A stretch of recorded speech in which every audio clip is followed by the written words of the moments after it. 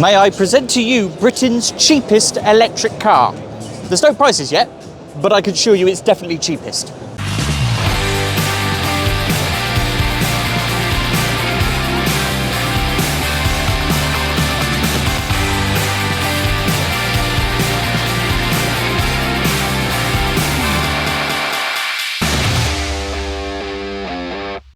So yes, this is the all-new Dacia Spring. It was released to the public on Wednesday, and it's having its public debut here at the Geneva Motor Show. So I've made some notes just to run through some of the things on the car ahead of its launch into the UK later this year.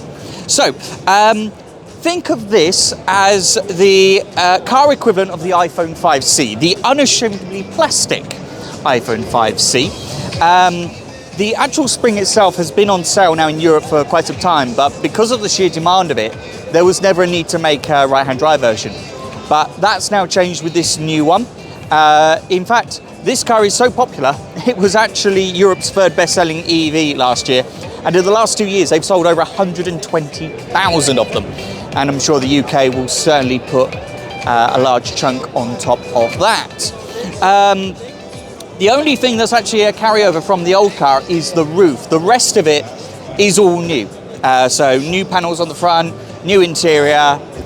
So yeah, it's a big departure from what we had before. It's 3.7 meters long, which puts it firmly in A segment. So you want to be thinking Hyundai i10, Toyota Aygo X. That's kind of where the car positions itself size-wise. In the boot, you've got 308 litres, which compared to an Aygo, they have 231, and the i10 is 252. So it is a big space inside. If you look on the back of the car, you'll think that the Alpine Formula One team has been getting involved because it looks as if they've stripped all the paint off of it. But I am assured that is a style choice and not to save weight. There'll be 3 trims available.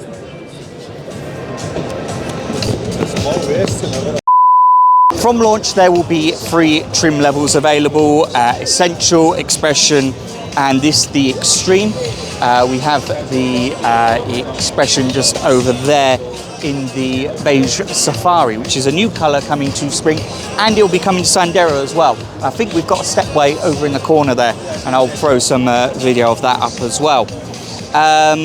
In terms of power, it's a 26.8 kilowatt hour battery, and that puts out about 65 horsepower. So this is firmly like 1 litre naturally aspirated 3-cylinder territory. So it's going to be comparable to what you would get from an i10, which is 67 horsepower, and also the Aygo at 72. But the difference with the electric motor is, of course, it's either on or off. So you're going to be getting 65 horsepower all of the time, not a peak output like those other two. And that reflects in the performance. So in the 0 to 60 of this, expect it to be under 14 seconds. To give a bit of perspective, the Aygo is 14.8 and the i10 is 16.8 to 62. So it's a quite nippy car. I think round town is going to be great. Even on the motorway, it's not going to be awful. Top speed, 78 miles an hour, so I don't even think you'd set up a motorway speed camera at that speed. So yeah, really good. In terms of charging is done at the front here. 7 kilowatts on an AC charger, 30 kilowatts DC. So a 20 to 80% charge on an AC charger, that's going to be about 4 hours. 11 hours if you do it on a 3-pin plug, but let's be honest, who does that? And if you use a DC charger, 20 to 80% is about 45 minutes. In terms of the actual range, you're going to get about 143 miles, which equates to over 4 kilowatts per mile in terms of range. So it's really, really, really efficient. Most Dacia customers, in fact, probably only do about 23 miles a day according to their data. It weighs 984 kilos, so it's on par with the other cars in this class, despite being electric. As standard, you're going to get 14-inch hubcaps, but this car here is featuring 15-inch wheels. You also get a lot of safety equipment as standard. So you'll see up here, you've got the camera just in front of the wing mirror. So you're going to get emergency brake assist with vehicle and pedestrian detection. lane keeping aid, driver attention warning, all of that's going to be standard as part of this new legislation coming in from the European Union. You also get vehicle to load, which is quite unusual. Some much more expensive cars don't even have that. And you'll see it's actually linked up to a coffee machine over here. So whether I'd be able to power a laptop on that, I don't know. But basically it gives you the equivalent of what is a 220 volt 16 amp plug. There'll be 6 colours available from launch. So you've got this new brick red, you've also got the beige safari, and then you'll have the more traditional colours that you get throughout the Dacia lineup, something a bit more ordinary in that regard. You'll notice that unlike the other cars, there's no roof bars. Dacia's attitude is you're not going to be taking this off-road, so you don't need roof bars to be putting stuff on the top there. So no roof bars, but it saves weight, saves cost, and it also improves the aerodynamic efficiency of the car. So it's a win in that regard. But it's a really stunning looking car. I mean, if you look at the front, you've got the Y-shaped lights, which is common on Dacias now. Y is basically becoming a theme. Not entirely sure why. You see what I did there. But yeah, so you've got those at the front. You've got this sticker on the front. Now, I'm told that you'll be able to change that.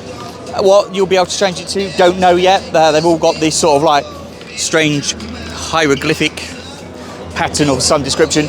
But that finishes it off quite nicely. You've then got the headlights are actually down here. This is just the running light, but the headlamps are down there. You move further down, you've got the stickers on the side to protect the doors. This one being the Extreme, it's got the bronze mirror covers, but of course the standard ones will just have black plastic. And then you've also got a little bit of spring detailing up here. Now around the back you've got the Y-shaped lights continuing, and as I say, you've got that Alpine style black strip at the rear, and you've got more of that graphic down below. So yeah, it's a really nicely thought out car, and it saves cost in places you wouldn't think of it to save cost. Like for example, because it's such a small windscreen, you only need one windscreen washer and one wiper blade, which saves a lot of money. As I say, it's unashamedly plastic. It's not sorry for what it is, but it's going to be cheap. I haven't been told what pricing is. We are going to get that information on the 12th of March. So I will make a video about that. So if you want to find out more, make sure you get subscribed, click the bell icon so you get notified when I upload that video. But I am told, and I hear this on very good authority, it's going to shock people. Now, I reckon if they can get it under 16 grand, which is the entry-level price of the iGo and i10, they're going to be doing really well. Quite frankly, if they can have it under 18 grand for an electric car, they're going to be doing really well. So, but as I said, I'm told it's going to be very impressive. But let's have a look on the inside and see what's going on in there. Right, this show has been so busy. This is actually the first time I've sat in the car, so what I'm seeing is my first reactions to it, and it's all right. I mean, it's no Rolls Royce, but then, as we say, it's not trying to be. So basically, in here, you'll notice on the door, there's no switches, absolutely nothing at all. It's just a door. If you want to do just the windows, it's down here on the dashboard, much like how the original Duster and Sandero, when they came to the UK, they were on the dashboard there as well. Steering wheel is very much like the one that you get on the new Duster, so it's basically the Renault steering wheel. So all the buttons in there is all very familiar. Stalks and that, again, all Renault, nothing wrong there. Your light adjustment is down here. Big chunky switch. You've also got your front flap and your charging port flap just down here. Now it's quite interesting with the front flap. There is actually a front where you can, as an option, you can store the cable in there, and I'll pop up a video showing that in action. In terms of the dashboard, you get a 7-inch driver display as standard, which gives you all the information with regards to charge. So it's showing here at the moment 74% and 154 kilometers. I don't know what that is in old money. I'll flash it up on the screen once I wax it into a calculator. Down here you've got the Y-shaped air vents. In this car it's in khaki, but depending on what you go for will depend on what colour this is. So if you go for the mid-tier, you'll get this in the brick red, and the entry-level car will have will just be grey. In terms of specification, we haven't actually been told what specs we're getting yet and how they will differ to what European specs will get, but I'm under the impression there's not really a lot to change, so that's that one. Proper manual handbrake, so J-turn enthusiasts can rejoice. So you will be able to drift this, possibly, unlikely. And of course you've also got the automatic gearbox, and it's quite interesting. You've got this sort of white surround to it, and same on the dashboard binnacle. It's like it's broken up quite nicely in here. I'm really liking it. Seats, again, you know, they don't feel cheap. They're a one-piece item, so yeah, again, just saves on the cost. But you know, they're comfortable. They don't feel rock hard or anything like that. Then on the further down on the dash, you've got air conditioning on all bar the entry-level car. So the two up, they get aircon, USB Type-C charging. You get the U-clip feature, so you can attach things like phone holders, cup holders, you can have a light, or you can have a hook, and they mount here. And there's also one in the up here in the cubby. Now this cubby here is open, but I'm told that you will be able to get a cover for that if you so wish. But otherwise, you've then got this big feature here, the 12-inch infotainment display rather. It is super slick. It really works. It's fast, but most importantly, you got Android Auto, you got Apple CarPlay. They're on here, no problem at all. So yeah, so that's it in the front. In the back, we'll take a look in there, shall we? Okay, in the back, not huge amounts of room, but as I say, it's an A segment vehicle. It's a small car, but I'm 5'11", and yeah, it's all right. You know, got plenty of headroom. You know, I've got the seat relatively far forward, but of course I can come back, but it's quite squidgy as well, so I can actually tuck my knees in, so I can cheat a little bit and get a little bit more legroom there. But it's comparable with what's in this class. As I say, it's an A segment vehicle. What do you expect?